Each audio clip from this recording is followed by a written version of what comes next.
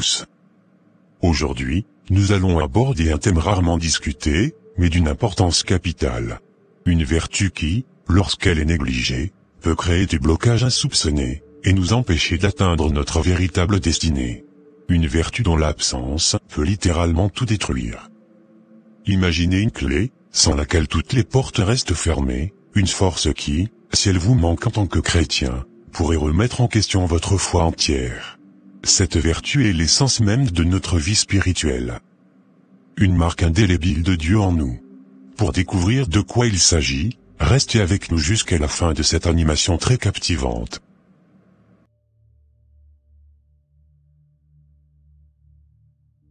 Bonsoir monsieur. Oui, bonsoir. Qu'est-ce qu'il y a? Est-ce que vous pouvez m'aider à payer les frais d'hospitalisation de ma fille? Même si c'est juste un petit geste, ça me va. Votre enfant n'a pas de père? Je suis une veuve monsieur. Est-ce une raison pour mendier dans la rue? Qu'est-ce que vous faites avec vos membres? Vous ne savez pas que vous devez travailler? Monsieur s'il vous plaît. Je suis une commerçante moi-même, mais j'ai dû dépenser tout mon fonds de commerce dans les soins hospitaliers de mon enfant. Actuellement je n'ai plus rien. Qu'est-ce que vous voulez que je fasse au juste? Allez chercher votre bon samaritain ailleurs. Je n'en suis pas un. S'il vous plaît monsieur. Vous gaspillez votre salive madame. Je n'ai même pas 1 euro à vous donner. Allez travailler. Ce n'est pas grave monsieur. Que Dieu vous bénisse. Amen. Je ne comprends même pas la mentalité de certaines personnes. Vous avez un problème, au lieu de chercher à résoudre le problème vous-même, vous pensez que c'est les autres qui le feront à votre place. Elle vient de demander de l'aide, comme si je lui devais quelque chose. Si moi aussi j'étais paresseux comme elle, est-ce qu'elle pourra se tenir devant moi? N'importe quoi. Soyez les bienvenus monsieur. Merci monsieur Pascal. Je suis venu avec l'argent pour l'achat des terrains, dont on avait parlé. Ah je vois. Vous voulez prendre les deux lots ensemble n'est-ce pas? Bien sûr. J'aimerais bien finaliser les achats avec les papiers nécessaires cette semaine. Parce que dès la semaine prochaine, j'aimerais laisser les travaux. Qu'est-ce que vous voulez construire dessus? Je veux en faire une villa pour moi-même et un immeuble meublé, que je mettrai en location. Très bien. J'allais vous conseiller la même chose. Bon allons sur le terrain, pour que vous voyez vous-même de quoi il s'agit. D'accord. Vous voyez d'ici jusque-là, c'est déjà acheté. Voici les 2 lots collés, qui sont encore disponibles. Ok je vois. Les autres lots que j'ai sont dispersés. Vous ne pouvez pas avoir les 2 lots au même endroit.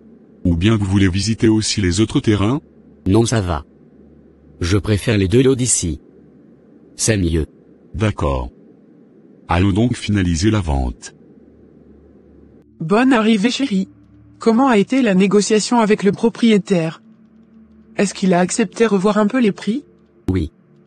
Il m'a fait un rabais de 30% dans le montant initial. Jusqu'à 30% de remise? Tu ne trouves pas que c'est un peu exagéré? Moi j'espérais juste une remise de 3 à 5%. Car le prix de vente était déjà abordable. Bah. C'est ça qu'on appelle l'art de la négociation. Tu as encore beaucoup à apprendre chérie. Tu dois venir à mon école. Moi je trouve ça un peu bizarre. Et mon intuition me dit qu'il y a quelque chose qui cloche. C'est toujours vous les femmes. Toujours dans la peur. Vous voyez le mal partout.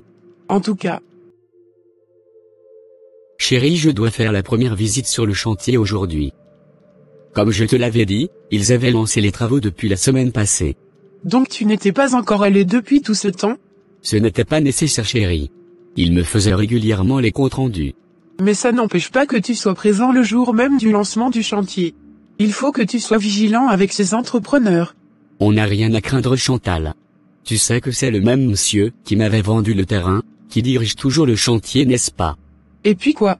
C'est une société spécialisée et agréée dans la vente et la construction des villas duplex. Je ne dis pas le contraire. Sois juste éveillé. C'est qui ça? Je pense que ça doit être ton cousin. Mon cousin? Qu'est-ce qu'il ferait ici? Il était venu me voir hier mais j'avais oublié de te le dire. Et il voulait quoi? Il disait que la santé de sa maman s'aggrave et qu'il aurait besoin de ton aide pour ses soins. En quoi ça me concerne-t-il? Sa maman et ta tante ne l'oublient pas. Et puis après? Je lui ai dit de ne pas travailler pour bien prendre soin de sa maman? Quand moi j'ai mes problèmes, à qui je m'en vais demander de l'aide? Hein? Sois un peu humain, chérie. Il ne te demande pas de l'argent juste pour le plaisir. Et le malheur peut atteindre tout le monde, à un moment inattendu de la vie. Quel malheur. Ma mère n'est plus. Ni mon père. Quand j'avais besoin d'aide dans ma vie, je n'avais trouvé aucun membre de ma famille pour me soutenir. Ce n'est pas parce que j'ai les moyens aujourd'hui que je vais mettre leurs problèmes sur ma tête. Je ne suis pas dans ça. Apparemment ils ne sont pas là. Je suis obligé de retourner chez moi. Laisse-moi lui ouvrir au moins la porte. S'il te plaît. Va le lui ouvrir. Bonjour mon cousin. Bonjour. Qu'est-ce que tu cherches ici? J'étais venu vous manquer à la maison hier. J'ai besoin de votre aide mon frère. Je n'ai pas construit un centre d'aide communautaire ici. Mais écoutez-moi d'abord mon frère. Je n'ai pas ce temps. J'ai un programme très chargé. Bonne journée. Venez vous asseoir, oncle. Je suis vraiment désolé pour la réaction de mon mari. Alors comment s'améliore la santé de maman? Pas du tout bien. J'aimerais très bien vous venir en aide. Mais je ne pourrai pas sans le consentement de mon mari. Je vais essayer de le supplier voir s'il pourrait être indulgent. Ok. Merci beaucoup d'avance sœur Chantal. Je vous en prie. Bonjour mademoiselle. Soyez les bienvenus monsieur. Que puis-je pour vous? Je suis venu voir votre patron. J'ai un projet de construction avec vous. De quoi vous parlez monsieur? Je ne comprends rien. J'avais confié mon chantier à votre société. N'est-ce pas vous la secrétaire? Moi je ne sais pas de quoi vous parlez monsieur. Ici c'est une toilette publique. C'est seulement à 5 centimes. De quoi vous me parlez mademoiselle? Vous voulez me dire qu'il n'y a aucune société ici? Moi je n'en sais rien monsieur. C'est quand la dernière fois que vous étiez en contact avec votre société en question? Il y a environ 2 semaines. Nous nous sommes aménagés ici il y a à peine 3 jours monsieur. Mon Dieu. On dirait que je me suis fait arnaquer. On dirait. Vous feriez mieux de vite contacter les autorités compétentes pour mettre la main sur les intéressés. Mon Dieu. Dans quoi je me suis mis comme ça? J'aurais dû écouter ma femme. Est-ce que vous les avez contactés? Tous leurs contacts sont inaccessibles. C'est vraiment sérieux.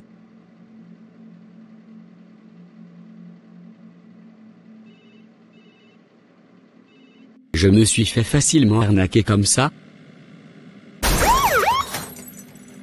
Comment va mon enfant médecin? Son état s'améliore de jour en jour grâce à Dieu. Il a vraiment de la chance. Dieu soit loué. Mon Dieu ne dort pas. Est-ce que je peux le visiter maintenant? Oui vous pouvez. Mais il faut que vous patientez un peu. Nous sommes en train de vouloir le transférer dans une autre chambre. Mais pourquoi monsieur le médecin? Nous venons d'avoir un cas d'accident de route très grave.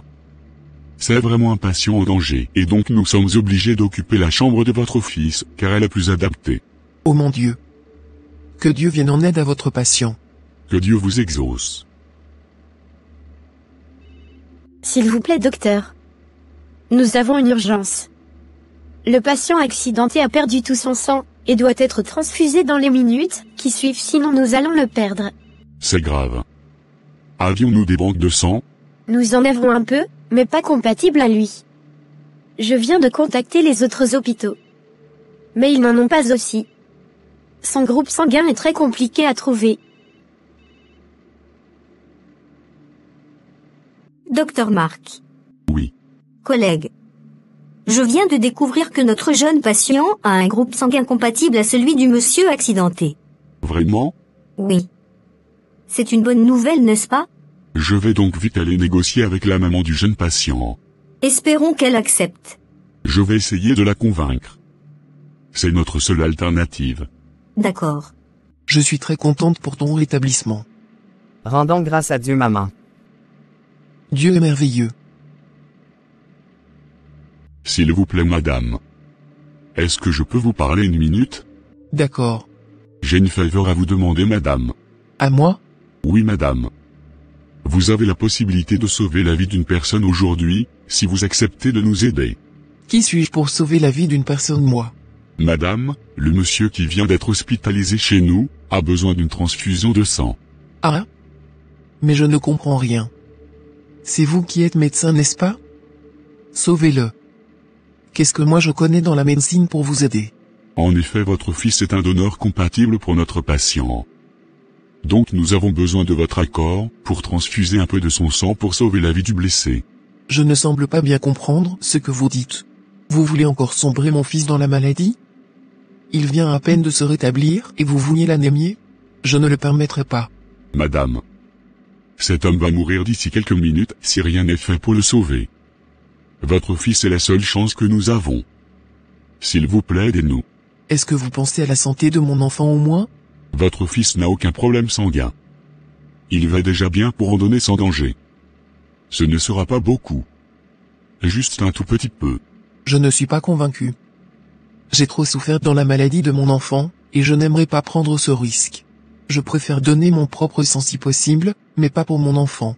Vous n'êtes pas compatible, madame, selon les informations que nous avons sur vous. Dans ce cas, ce sera un non. C'est grave. Quelles sont les nouvelles? Elle a refusé un. Et c'est son droit. On ne peut pas la forcer. Compliqué. Qu'est-ce que le médecin voulait, maman? Ce n'est rien d'important, mon fils. J'ai bien entendu ce qu'il vient de te dire, maman. Je veux donner un peu de mon sang pour sauver la vie de cet homme. Quoi?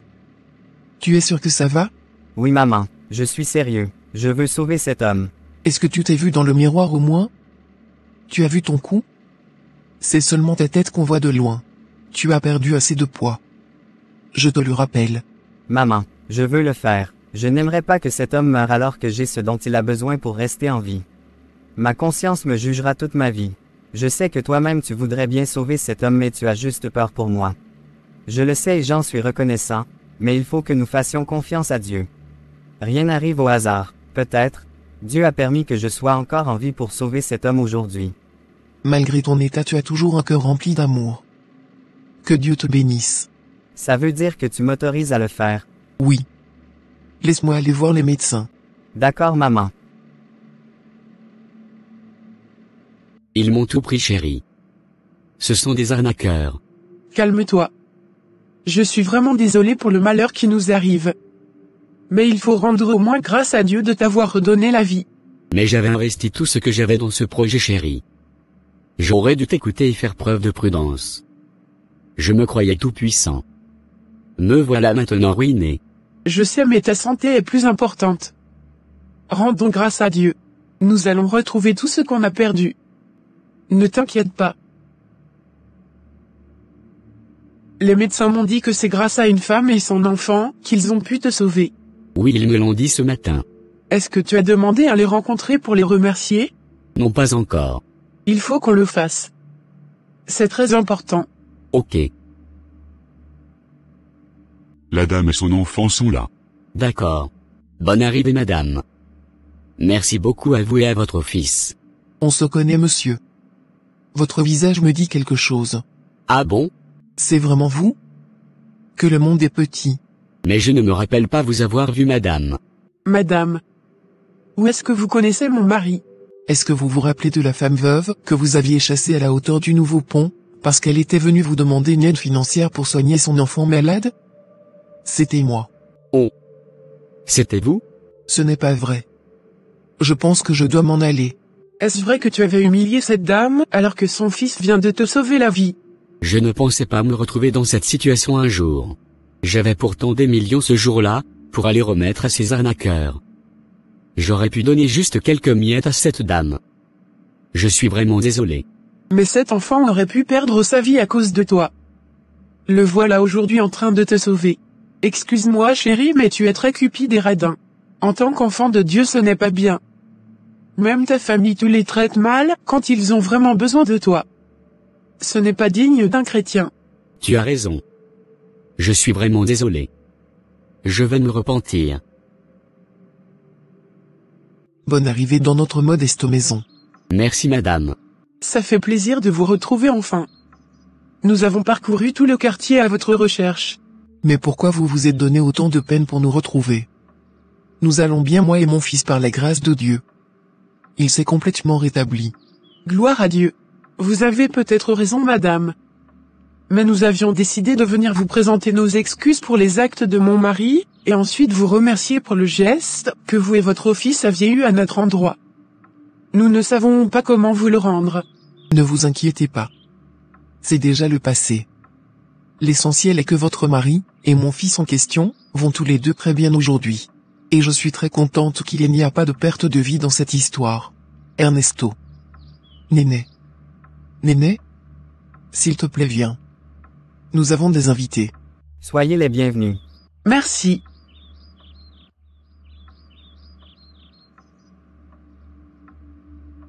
Merci beaucoup de m'avoir sauvé la vie. Je vous en prie, c'est à Dieu la gloire. C'est lui qui a tout permis. C'est vraiment trop beau. Que Dieu soit loué. Vraiment. Que Dieu soit loué. Est-ce que je peux me permettre de vous poser une question, monsieur? Faites-vous plaisir, madame. J'aurais appris que vous vous êtes fait arnaquer. Est-ce que vous avez pu trouver les intéressés ou récupérer ce qui vous appartient? Non, madame. Ils sont partis avec mon argent. Même le terrain qu'ils m'avaient vendu était faux selon les enquêtes. Oh, les individus malveillants sont versés partout dans la ville. Ils avaient essayé aussi de nous voler le seul héritage que mon mari avait laissé. La dernière fois j'étais là quand quelqu'un m'avait informé qu'il y avait des inconnus sur notre terrain. Ils avaient essayé de falsifier tous les papiers en leur propre nom. Heureusement que j'avais des relations qui m'avaient aidé à récupérer notre terrain. À l'heure où je vous parle, la société frauduleuse a disparu, et personne ne sait où ils sont, alors qu'ils avaient pris de l'argent chez des gens, leur promettant des terrains. La société dont vous parlez se situe-t-elle en face de la poste? Exactement. Ce sont des arnaqueurs. Ce sont eux qui m'avaient volé. Oh non. Je suis désolé. Ils m'avaient vendu de l'eau juste à côté du pont. À côté du pont vous dites? Nos de l'eau, qu'ils voulaient détourner se situent exactement au même endroit. Vous vous rappelez le numéro des parcelles? Oui, j'ai même les faux papiers sur moi ici. Faites-moi voir. Oh non. Ce sont exactement les documents falsifiés de mes terrains. C'est pas vrai. Vous voulez dire que ce sont vos terrains qu'ils ont revendus à mon mari? C'est ce que je suis en train de constater. Les coïncidences se multiplient. Quelle coïncidence. Les arnaqueurs de Luc sont les mêmes personnes qui avaient falsifié les papiers de mamie. Et les faux terrains vendus à monsieur Luc sont en réalité les vraies propriétés de mamie. Ah oui. La vie est vraiment pleine de surprises. Parfois, on a l'impression que tout finit par se rattraper. Il est écrit dans Galates 6, 7, ne vous y trompez pas, on ne se moque pas de Dieu. Ce qu'un homme aura semé, il le moissonnera aussi. C'est pourquoi nous devons toujours faire le bien autour de nous, car on ne sait jamais ce que l'avenir peut nous réserver. Rappelez-vous également Proverbe 22, 2. Le riche et le pauvre se rencontrent. C'est l'Éternel qui les a fait l'un et l'autre. Le riche peut se retrouver ruiné en un clin d'œil et avoir besoin du mendiant pour le tirer d'affaire. Madame, est-ce que vous êtes sûr de ce que vous êtes sur le point de faire? Oui, monsieur le notaire. Vous êtes sur le point de confier l'exploitation de vos terrains à monsieur Luc. Ça peut être risqué. J'espère que vous avez bien réfléchi sur votre choix, parce que, après signature, ce sera irréversible. Oui, j'ai bien réfléchi. C'est ce que je veux. Quels sont les motifs qui vous poussent à prendre cette décision, madame? Monsieur le notaire, ces terrains me reviennent de droit. Cependant, je n'ai pas actuellement les moyens de les exploiter moi-même. Mon désir a toujours été de construire un immeuble et de le mettre en location. C'était également le rêve de mon défunt mari. Si aujourd'hui monsieur Luc, ici présent, a les moyens nécessaires pour m'aider à réaliser ce rêve, alors je lui confie ces terrains pour que nous établissions un partenariat gagnant-gagnant. J'apporte les terrains et lui finance toutes les constructions.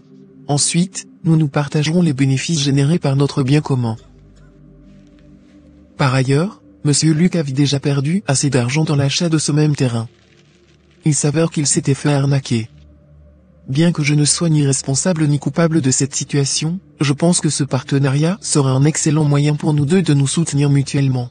Je vois. Monsieur Luc, qu'avez-vous à dire par rapport à notre sujet? Êtes-vous vraiment consentant à l'accord que vous êtes sur le point de signer avec ma amie? Je vous préviens qu'il n'y aura plus annulation. Une fois l'accord signé, vous ne pourrez plus faire marche arrière. Vous serez obligé de respecter tous vos engagements envers ma amie, ici présente. Je suis d'accord, monsieur. Nous avons déjà tous les deux réfléchi à notre décision. Cette dame est pour moi une aide vitale, et je pense qu'investir de l'argent sur son terrain serait pour moi aussi une manière de l'aider à réaliser son rêve. C'est un partenariat gagnant-gagnant, bien sûr. Ok. Passons donc aux signatures avec les témoins s'ils sont là.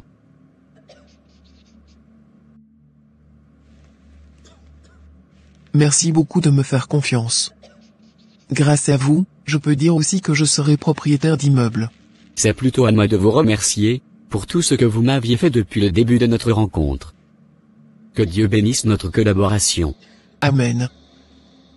Le projet immobilier de Mamie et de Luc a été un véritable succès. Luc, homme d'affaires déterminé, a pu concrétiser son projet sur le terrain tant convoité. Quant à Mamie, la veuve qui n'aurait jamais imaginé devenir propriétaire, elle est devenue en un rien de temps une investisseuse immobilière prospère. Cette histoire nous montre que, grâce à l'amour véritable et à l'entraide, rien n'est impossible. Ensemble, avec foi et détermination, nous pouvons surmonter les obstacles et accomplir de grandes choses.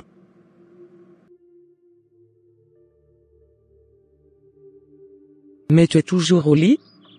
José. On sera en retard pour l'église. Je préfère suivre la célébration en direct à la télévision. Je n'aimerais pas aller à l'église. Et pourquoi? Je n'en ai pas envie, maman. Je n'ai pas envie d'être jugée par des gens.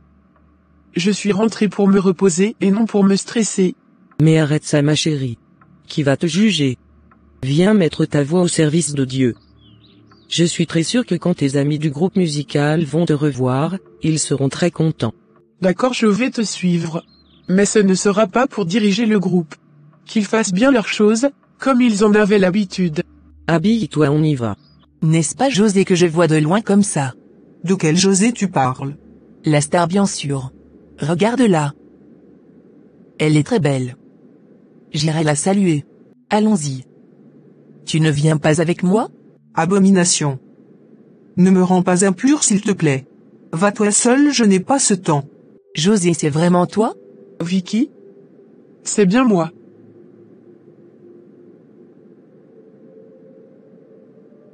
Il y a belle lurette. En tout cas, je suis très contente de te revoir. Moi aussi. Aujourd'hui, c'est toi qui seras le lead vocal.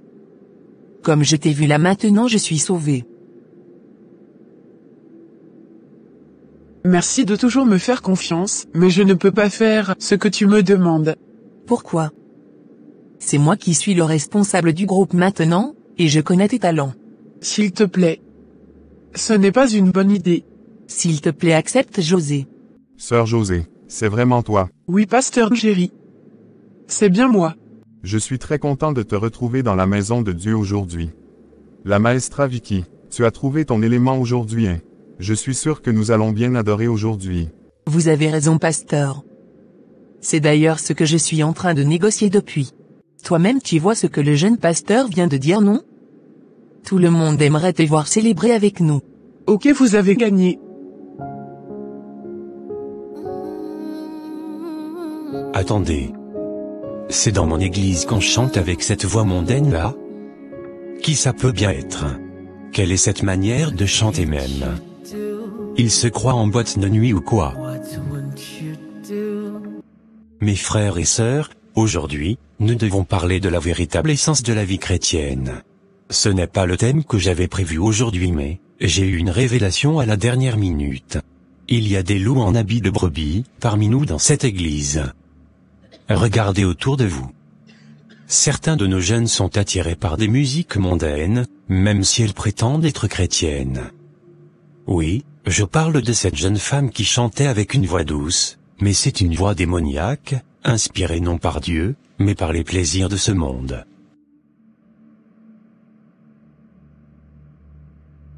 Comment pouvons-nous tolérer de tels comportements dans nos églises? Ils se disent chrétiens mais c'est eux qu'on retrouve dans des églises impures pour aller prester soi-disant que c'est juste une invitation.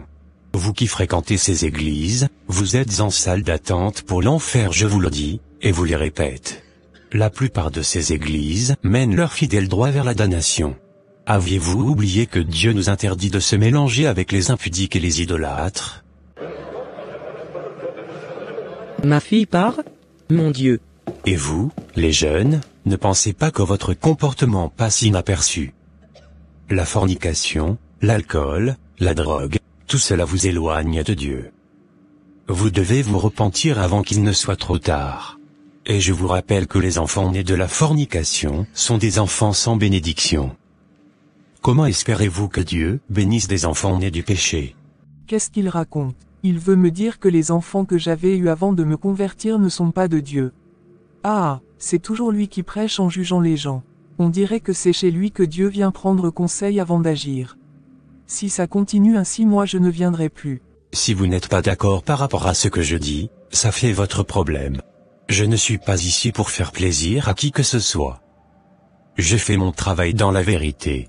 Je ne suis pas comme vos pasteurs, qui se proclament serviteurs de Dieu, mais qui mènent leur troupeau à la perdition.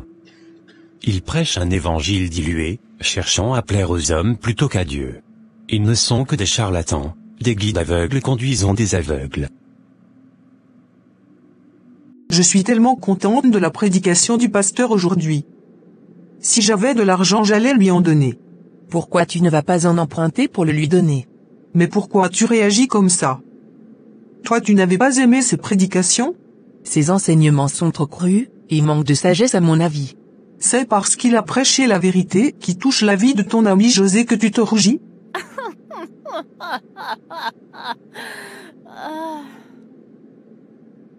Nous sommes la lumière. Nous ne devons pas permettre que l'obscurité de ceux du monde nous engloutisse. Il faut que José change de vie. Sinon elle ira en enfer. Elle est encore dans le monde. Toi aussi tu te permets de juger les gens? Tu te crois pieuse, c'est ça? Qu'est-ce que tu peux me reprocher? Je ne suis pas Dieu. Mais celui qui voit tout dans le noir, c'est que nous ne sommes pas parfaits.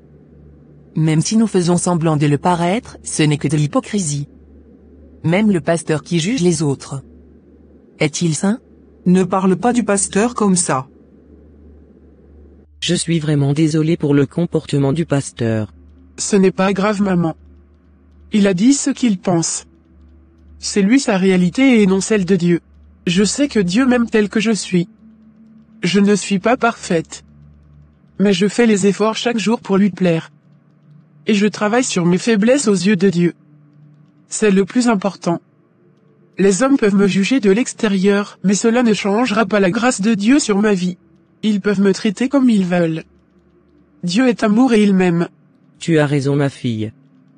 Mais il faut abandonner l'industrie musicale pour devenir un simple chantre de l'église. J'aimerais bien que l'église t'accepte. Non, maman. Si c'est en me détestant et en me jugeant que vous pensez me transformer, vous vous trompez. C'est Dieu seul qui change l'homme et en fait ce qu'il veut.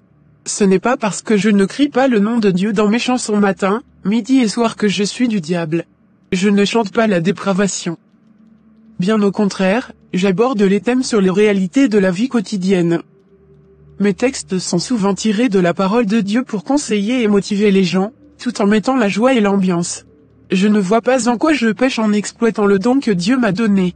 L'Église a besoin que tu t'en serves seulement pour chanter à Dieu, et non pour en faire un business.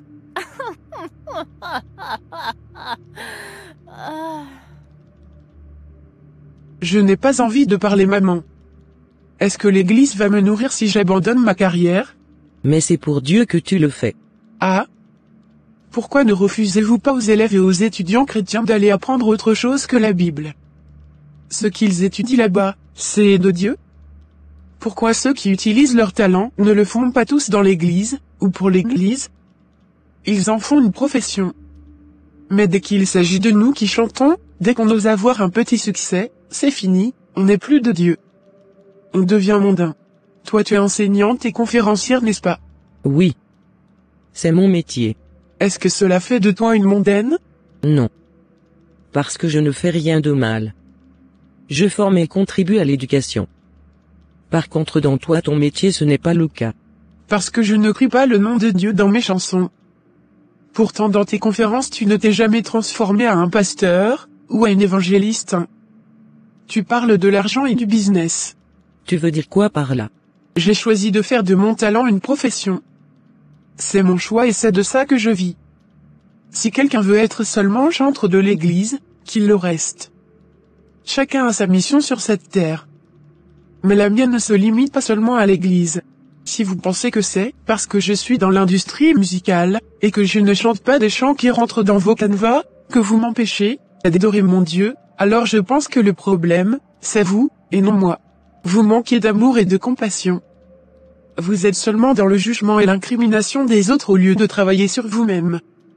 Je ne mettrai plus les pieds à l'église si le pasteur continue de mal me traiter. J'en ai marre. Ma fille. Moi j'ai déjà parlé. Bonsoir chérie. Bonne arrivée. Oh? Qu'est-ce qu'il y a? Pourquoi tu es si silencieuse avec moi? Chérie. S'il te plaît, il faut que tu revoies un peu ta manière de prêcher aux fidèles. Tu as vraiment frustré des gens à l'église aujourd'hui. En particulier cette jeune femme artiste.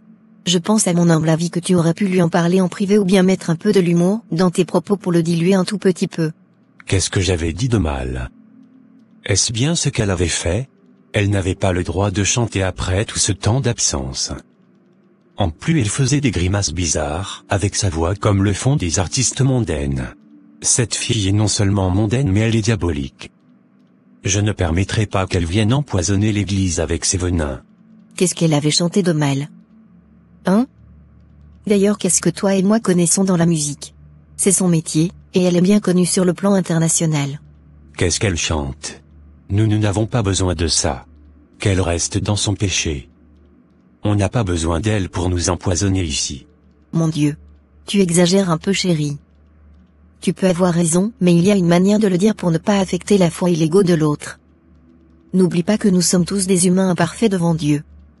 À chaque prédication tu essaies toujours d'indexer quelqu'un indirectement dans la foule. Je pense que ce n'est pas très sage.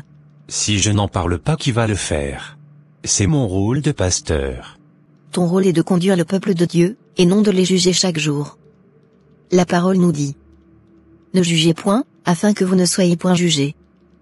Car on vous jugera du jugement dont vous jugez, et l'on vous mesurera avec la mesure dont vous mesurez. Je ne juge pas. Moi je les redresse, et je les éduque simplement. Fais-le toujours avec amour et compassion. Ok, j'ai entendu. Tu dois devoir présenter tes excuses à José. Quoi? Pourquoi je ferai cela? Parce que tu avais mal agi. Ce sera un signe d'amour.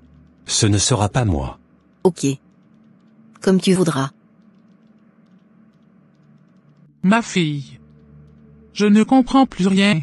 Bientôt tu auras 40 ans, mais toujours pas une grossesse. Je dis oh. Es-tu sûr que ton mari là est normal? Ne parle pas ainsi, maman. Mon mari ne sera pas content s'il apprenait ce que tu viens de dire. Est-ce que je t'ai demandé d'aller le lui dire? En tout cas, moi je n'ai rien dit. Je ne veux pas qu'il m'utilise pour faire sa prédication du dimanche.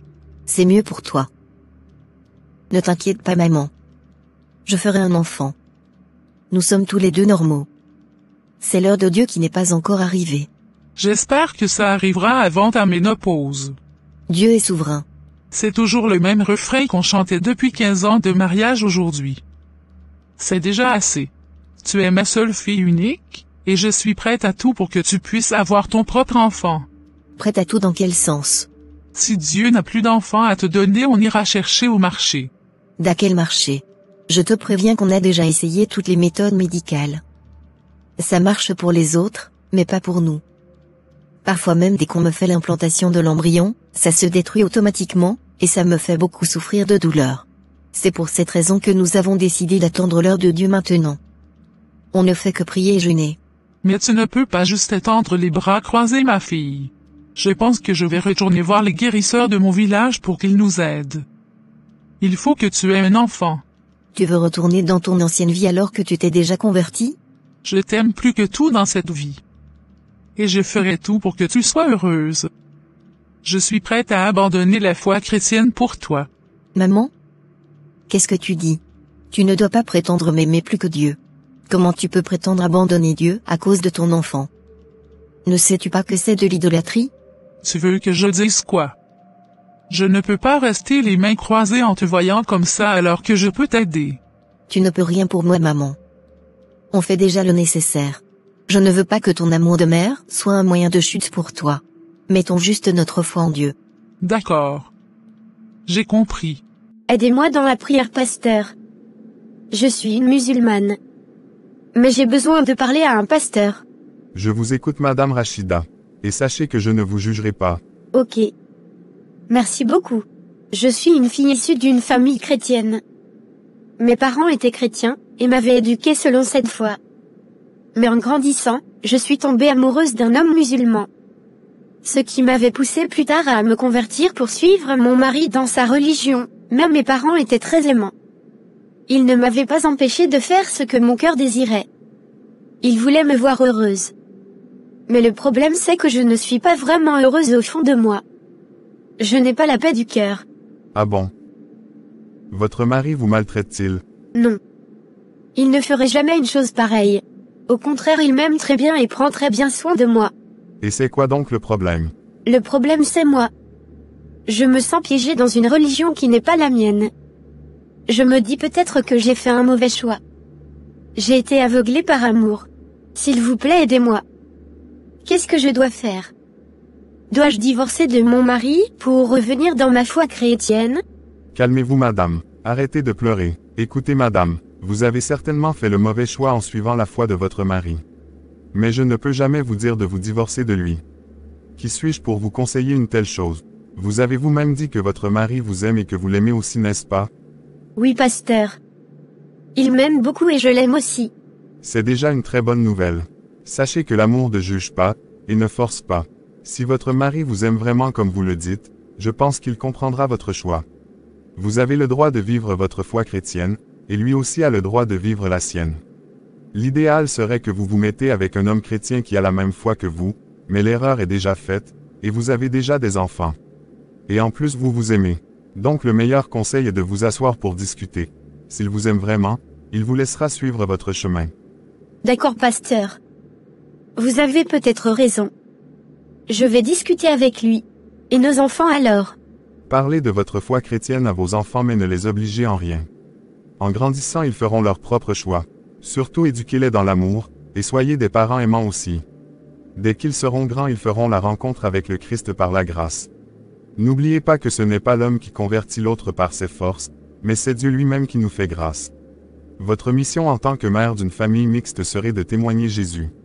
Montrez l'amour du Christ. N'attendez pas à avoir l'accord de votre mari avant de prier, et de méditer, car Dieu n'est pas seulement à l'église. Il est omniprésent, et omnipotent. Il est partout. Il est dans votre cœur. Priez pour vous, et votre famille. Pourquoi pas? Peut-être que grâce à vous, toute votre famille suivra votre foi chrétienne. N'oubliez surtout pas, la lumière du Christ est toujours en vous. Et sachez que votre Dieu est amour, miséricorde, et souverain pour faire chaque chose selon ses désirs. Merci beaucoup, pasteur. J'ai la conscience plus libre maintenant. Je pense que je vais arrêter de me culpabiliser et demander la grâce de Dieu. Prions. Qu'est-ce que le pasteur Jerry fait assis avec cette femme païenne? Oh mon Dieu! Comment il peut s'asseoir en compagnie de cette dame? Je me demande même comment il lit sa Bible. C'est à cause des pasteurs comme lui que le nom de l'Église est parfois sali. Qu'est-ce qui se passe ici, pasteur Jerry? Qu'est-ce que vous faites avec cette païenne devant l'Église? Je suis juste en train de discuter un peu avec cette dame. Elle a besoin de notre aide en tant que pasteur. La mosquée est remplie ou quoi? Ou bien les imams sont-ils morts, pour qu'elle vienne demander l'aide des pasteurs? Calmez-vous, cher pasteur. Rachida fut un fidèle de notre Église, et son histoire est particulière. Il faut l'écouter et l'aider. Elle a choisi le chemin de la perdition. Elle a préféré nier sa foi pour prendre un autre chemin. Qu'elle assume son choix. Le salaire du péché c'est la mort. Soit elle se convertit, ou soit elle périt en enfer. On ne joue pas à un double jeu avec Dieu. Faites un peu doucement, mon frère. Non, je ne suis pas dans ça. Madame Rachida ou Rakidatou. Rentrez chez vous. La mosquée vous attend. Mais pourquoi vous êtes si dur avec les gens, pasteur Isaac? Nous ne sommes pas seulement pasteurs pour nos fidèles mais pour tout le monde. Pensez-vous que c'est en traitant sévèrement les gens qu'ils vous écouteront? Même Dieu ne nous chasse pas après qu'on ait commis des erreurs. Il nous accepte toujours avec miséricorde et grande compassion. Oui. Il nous accepte si et seulement si on reconnaît vraiment nos péchés et qu'on s'en détourne véritablement. Mais comment pourriez-vous être si convaincu que cette femme ne voulait pas revenir à Christ? Vous ne connaissez même pas son histoire. Son histoire ne m'intéresse pas. Je ne mettrai pas les émotions avant mon Dieu. C'est comme ça vous faites pour tomber dans les pièges du diable et commettre les péchés. Parce que vous faites la compagnie des pécheurs, et vous mangez à leur table. Mais je vous le rappelle. Mon Dieu ne tolère pas cela. Ok, j'ai compris. Je pense qu'il n'y a plus débat. Bonne journée. Chérie. Notre situation devient très inquiétante. On fait beaucoup d'efforts, mais toujours aucun résultat positif. Nous sommes en train de vieillir. Quand est-ce qu'on aura aussi la grâce de faire d'enfants? Ça va venir. Continuons de prier, ça viendra. Mais nous avons trop prié, chérie. On ne va quand même pas dire que c'est insuffisant. Pourtant nous avions prié pour beaucoup de couples qui ont eu la grâce d'avoir des enfants, alors que nous-mêmes nous n'en avons pas pendant plus de 15 ans. Pour nous aussi viendra. Dieu sait ce qu'il fait. Il y a sûrement quelque chose qui ne va pas. Même si nous-mêmes nos prières ne marchent pas, on s'est fait poser la main partout par d'autres pasteurs. Même nos fidèles prient pour nous mais rien ne marche. Je pense qu'il y a un problème. Dieu n'est pas un sourd. Tu veux faire quoi maintenant? Ou bien tu veux fabriquer les enfants toi-même? Demandons l'aide spirituelle du pasteur Paul. Il est puissamment utilisé par Dieu. Quoi? Tu me vois me rabaisser jusqu'à ce point? Depuis quand le pasteur Paul a commencé son ministère pour que j'aille le voir? D'ailleurs il n'est pas dans la vérité. Chérie. Il n'y a pas d'ancienneté dans l'histoire de foi. Dieu est Dieu et il fait grâce à qui il veut. Oublie tes discordances avec ce pasteur et allons le voir. Arrêtons de juger. Quelle prière il aura à faire que je ne peux pas faire? Combien de miracles il fait? Si tu n'es pas informé, je te le dis. Je suis plus spirituel que lui. Même si tu refuses, moi j'irai le voir. J'en ai marre de cette situation. Même le Christ s'est rabaissé pour laver les pieds de ses disciples. Qu'en est-il de toi, un pauvre pécheur?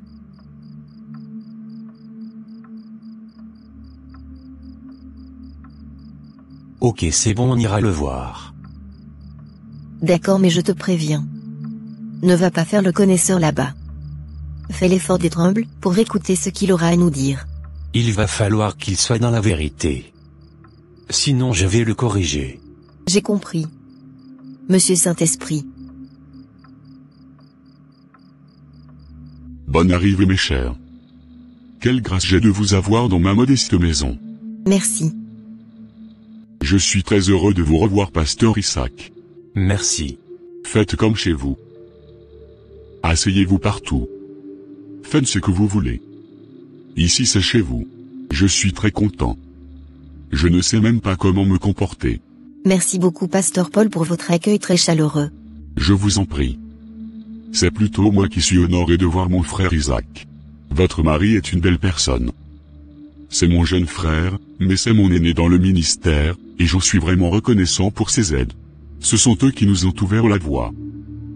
Je suis content de savoir que vous êtes devenu un bon pasteur. Même s'il reste encore quelques anomalies à corriger encore. Mais ça va déjà bien, vous vous en sortez pas mal. Merci pour les corrections. On n'est pas parfait, mais par la grâce de Dieu on essaie de suivre le Christ de notre mieux. J'arrive. Je vous apporterai quelque chose à déguster. Je suis très content de vous voir. S'il te plaît chérie, n'oublie pas ce qu'on s'était dit hier. S'il te plaît, arrête de juger. C'est bon, j'ai entendu. Alors qu'est-ce qui vous amène chez moi? Le Seigneur m'avait mis quelque chose à cœur, dès que je vous ai vu. Mais je préfère que vous me le dites vous-même. Je te laisse parler pour nous chérie. Ok. Ma femme est devenue impatiente et pense qu'en venant te voir, tu pourras l'aider à avoir l'enfant qu'elle désirait. Ah? Effectivement. Je ne suis pas capable de donner un enfant. Vous avez raison, très cher aîné. Mais le Seigneur me dit que vous n'avez qu'un seul problème qui vous empêche d'avoir ce que vous voulez. Dites-le nous, pasteur. Je suis un peu gêné, mais je vais essayer de le dire. Mon cher frère. Votre problème est votre manque d'amour. Vous servez Dieu certes. Mais vous manquez totalement de l'amour dans votre cœur et envers votre Dieu. C'est tout. De quoi vous me parlez là? Hein? Calme-toi chérie. S'il te plaît. Qu'est-ce qu'on doit faire maintenant, cher pasteur? Votre mari est un grand pasteur. Il saura quoi faire pour s'arranger. Mais tant que vous ne le faites pas, rien ne changera. Je suis vraiment désolé chérie. Tu avais raison depuis le début. Et je me suis rendu compte que le pasteur Paul avait raison. J'avais beaucoup agi par manque d'amour par le passé et j'aimerais bien m'améliorer. Pardonne-moi si je t'avais également offensé par mon manque d'amour. Toi et moi sommes un. Chérie. Je n'ai jamais eu de rancune envers toi. Nous allons tous les deux essayer d'être plus remplis d'amour dans notre vie de chaque jour. J'arrive. Oh. Pasteur Isaac. Entrez à l'intérieur, ne restez pas là. Que me vaut votre visite, cher pasteur? Je suis venu présenter mes excuses à votre enfant. J'avais mal agi à son endroit et j'aimerais m'excuser. Vous n'en avez pas besoin. Vous étiez dans votre rôle de pasteur. Non, je n'en avais pas le droit. Malheureusement, depuis le jour que ma fille avait quitté votre église, elle est devenue autre chose. Elle s'était déchaînée dans le péché. Elle n'a plus de retenue. C'est maintenant qu'elle chante même le monde, et se donne à la drogue. Elle est même en prison actuellement. C'est pas vrai. Tout ça c'est de ma faute. Voilà ce que vous avez fait de ma fille. Je suis vraiment désolé. Calmez-vous, c'était une blague. Elle est en tournée actuellement. Je vais l'appeler le soir pour lui faire part de vos excuses et de vos pleurs. J'ai tout enregistré. Ah? Quelle est cette comédie? Désolé pasteur. Le pasteur Isaac s'était donc mis à présenter ses excuses à toutes les personnes qu'il avait blessées ou humiliées par le passé à travers son manque d'amour. Tous ses fidèles étaient d'ailleurs tous surpris de son changement. Il a revisité sa manière de prêcher en mettant un peu plus de la sagesse et de l'amour. Quelques semaines plus tard, sa femme tomba enceinte et les couples fit un adorable fils nommé Amour. Telle était l'histoire d'Isaac et de sa femme. À travers ces deux animations, nous pouvons comprendre comment le manque d'amour peut détruire même parfois ceux qui se croient plus saints ou plus forts. Mes chers frères et sœurs, le manque d'amour est un véritable fléau pour nous les chrétiens. Car il crée de nombreux blocages dans nos vies spirituelles, et peut même compromettre notre salut éternel.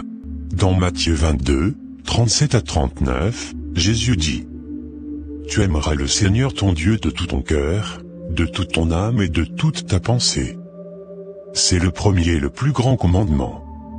Et voici le second, qui lui est semblable. Tu aimeras ton prochain, comme toi-même. Mes bien-aimés. Si nous voulons être en harmonie avec Dieu, nous devons impérativement respecter ces deux commandements. L'amour n'est pas seulement un sentiment, il se traduit par des actions concrètes. 1 Jean 3, 18 nous rappelle. Petits enfants, n'aimons pas en parole, et avec la langue, mais en action et avec vérité. Nous vivons dans une époque où l'égoïsme, l'ingratitude et la cruauté dominent. La Bible nous avait prévenus dans 2 Timothée 3, 1 à 5. En observant ce qui se passe autour de nous, on voit tant de cruauté et d'insensibilité. Être chrétien, ce n'est pas un slogan. C'est un style de vie qualifié devant Dieu. Ce n'est pas parce que cela fait 15 ans que vous êtes dans la foi, que vous connaissez tous les versets et fréquentez une église, que vous êtes en règle avec Dieu. Vous pouvez parler les langues des hommes et des anges, mais si vous n'avez pas l'amour, vous n'êtes qu'une cloche qui sonne ou une cymbale qui retentit. Vous pouvez avoir le don de prophétie, comprendre tous les mystères, posséder toute la connaissance, et avoir une foi qui déplace les montagnes, mais sans amour, vous n'êtes rien. Il est donc très important de noter quelques manifestations du manque d'amour. Premièrement, parler mal aux gens, et être dur avec eux, est une manifestation du manque d'amour. La brutalité avec laquelle on reprend quelqu'un, peut le faire perdre la foi, ou lui causer un sérieux coup. La Bible nous dit, si un homme est surpris en faute, vous qui êtes spirituel, redressez-le avec un esprit de douceur, en prenant garde à vous-même, car vous avez aussi des défauts. L'indifférence à la souffrance des autres est également grave. Si vous voyez quelqu'un souffrir et que vous ne faites rien pour l'aider, alors que vous le pouvez, c'est très grave aux yeux de Dieu. Matthieu 25, 35 à 36 nous rappelle que nous serons jugés sur notre capacité à aider ceux qui sont dans le besoin. Mon frère, ma sœur. Toi qui te dis chrétien. Combien de personnes aides-tu? Mes chères églises, combien de personnes aidez-vous? Dieu ne fait pas de favoritisme. Acte 10, 34 à 35 nous rappelle. Alors Pierre, ouvrant la bouche, dit: En vérité, je reconnais que Dieu ne fait point exception de personne. Mais qu'en toute nation celui qui le craint, et qui pratique la justice lui est agréable. Nous devons traiter chacun avec le même respect et amour, indépendamment de leur statut, ou de ce qu'ils peuvent nous apporter. Mais oui. Il y a beaucoup qui font du favoritisme dans l'Église. Il y a des hommes de Dieu qui préfèrent aller prier dans telle ou telle maison parce que là-bas, ils auront plus de reconnaissance qu'ailleurs. Il y en a même qui demandent des offrandes avant de prier pour un fidèle. Ce qui veut dire que, ceux qui donnent plus, bénéficient de plus de prières de leur part. Mais c'est du n'importe quoi parce que Dieu n'est pas dans ça. En conclusion, mes chers frères et sœurs, l'amour est la base de notre foi. Sans amour, tout le reste n'a pas de valeur. Faisons donc très attention à ne pas négliger cette vertu essentielle. Aimons avec sincérité. Pardonnons, et montrons de la miséricorde. C'est ainsi que nous refléterons véritablement l'amour de Dieu dans notre vie quotidienne. Arrêtons de penser que nous sommes pieux, ou saints que les autres. Arrêtons les préjugés, et les calomnies. Que l'amour soit notre quotidien, et notre partage. Amen. N'oubliez pas de vous abonner, de commenter et de mettre des pouces à cette vidéo. C'est déjà par ces simples gestes que commence l'amour. Soyez bénis. Bye.